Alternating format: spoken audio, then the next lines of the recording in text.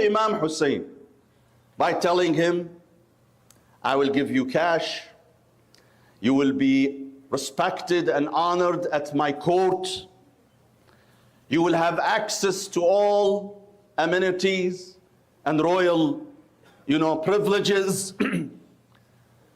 But Imam Hussein alayhi salam refused. He knew if he would give up on a little bit of his principles, then he will lose it completely. He will lose respect by Allah and by the Prophet and by Muslims.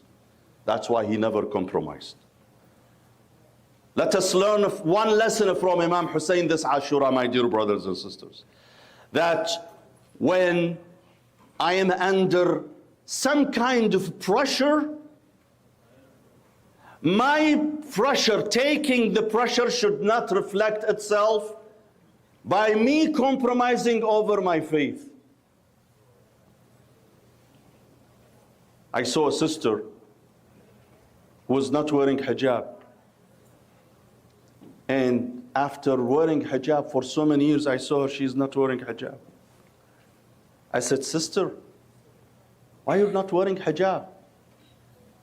She said, Sayyid, I was accepted at a university in a different state where Muslims are not the majority, where Muslims are outnumbered. And I was fearing for my safety.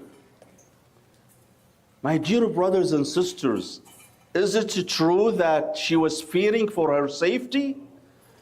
Or it is the fact that we have, alaykum assalam wa rahmatullah, we have inferiority complex, some of us.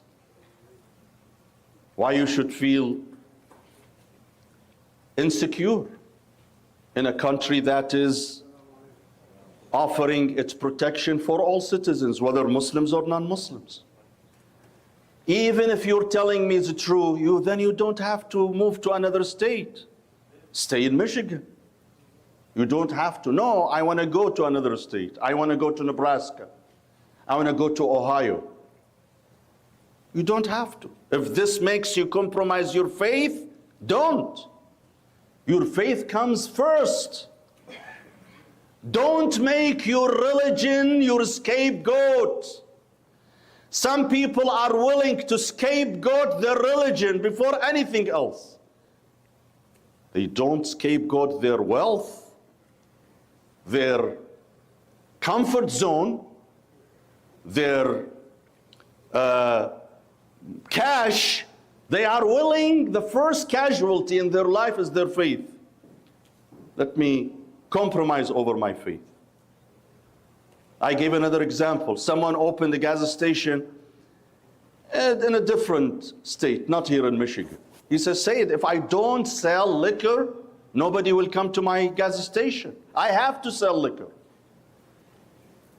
I said, then don't open a gas station. Don't.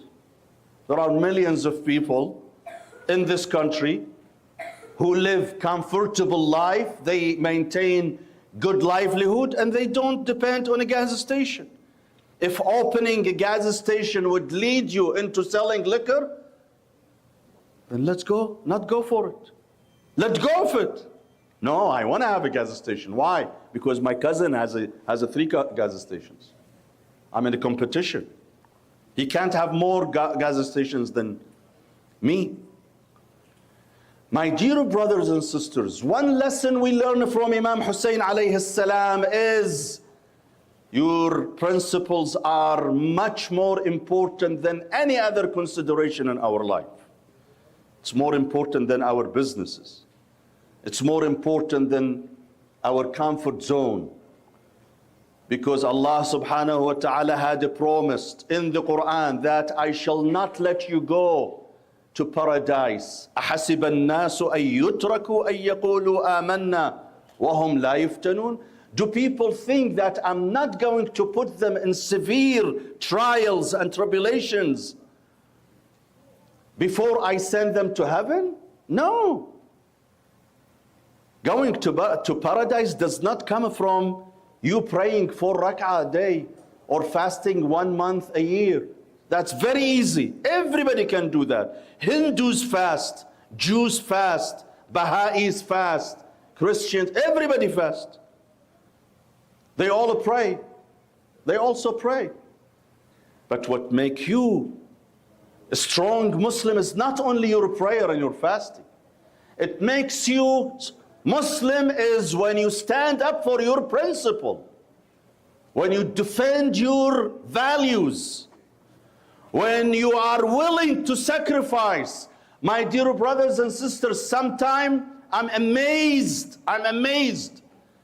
that some non-Muslims are willing to defend their values when there are some Muslims who are not willing to defend their values. Yesterday, some senior employees, officials at a State Department, someone who maintains a very prestigious job at State Department, he abandoned his position to protest the unjust war in Gaza. Why don't we see some Muslims do that? Why not some Muslim governments do that? We see a non-Muslim sacrificing his well-being, his job, his prestige, his perks, because he wanted to stand up for the truth. When you see some Muslims trampling over their principles, they don't care. They don't care what happens in Gaza. As long as I have my own job, my own livelihood, my own vacation, my own perks, let people go to hell. This is what many Muslims do, my dear brothers and sisters. Imam Hussein came to tell us, no, don't do that. Don't trample over your values. Because when you trample over your values, you and the animals, with all due respect, you are the same. Animals have no values. What makes a human being stand out over animals is their values, their principles, their moral stand. My dear brothers and sisters, before I conclude, I would like to touch upon a few issues really quick. Yesterday was the Independence Day, and it is the day that the nation celebrated the American independence from the British occupation, some 200 years ago, 250 years ago. People in this country tend to celebrate this event by having firework every year. Now, in a principle, there is nothing wrong with that. But it becomes a problem when some people go excessive about it. I have a friend who was telling me that his friend sells firework. He told him one guy from our community paid $40,000 for firework. $40,000? When people in Gaza are dying now? When people in Lebanon now are desperate for cash? When we have Muslims all over the world, in Afghanistan, in Pakistan, in Yemen, desperate for help, you spend $40,000 on firework? Shame on you. Shame on you. When there are people starving around the world, whether Muslims or non-Muslims, it doesn't matter. We Muslims are obligated to help the needy, the starving.